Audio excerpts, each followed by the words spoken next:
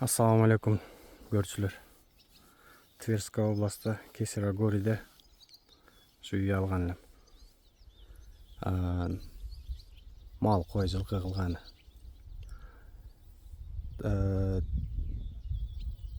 Бекер жашаса болот. Мал кой кылып. Отопление бар, газ бар, свет бар. Мал койго суу үйдөн аркасынан бир 20 метр, 30 метр наракта.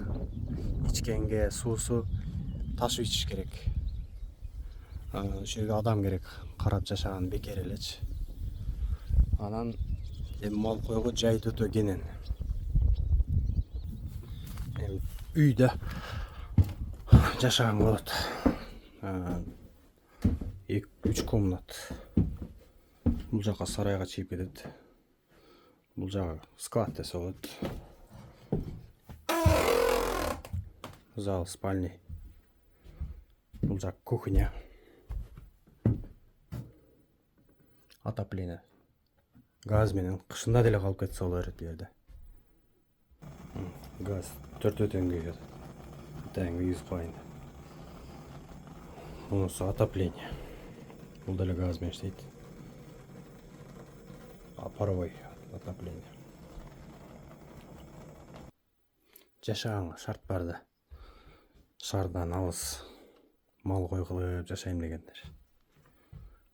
Ошо. Сарайды ремонт кылыш керек. Бир бада 4-5 ат кармаса болот, же бир 20 чакты кой кармаса болот да.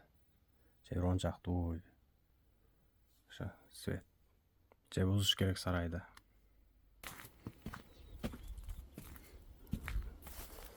Сарайдын чоң эшиги. Бул жагы ушу огород кашасы. Баня. Бекер эле жашаса болот. Светин, газын төлөпчү. Мал койго кенен. Если мал кой көп кылам дегендер болсо, караганга адам керек десе өзүм деле карап берген ыраазымын. Бир 200 ашык кой, 1 жылкы кылабыз десечи, 10 чакты мал. Анан вариант сат деген кызыккан адамдар болсо, сатып деле берем, жөн тургандан көрөчү. Жашайм десе деле боло берет. Иштешебиз десе деле боло берет. Бул жакта пурут бар экен. Ол наракта кошуна бар. Мал кармайт экен. Өткөндө сүйлөшүп келгем. Сууга, малга суу проблема эмес да. Суу.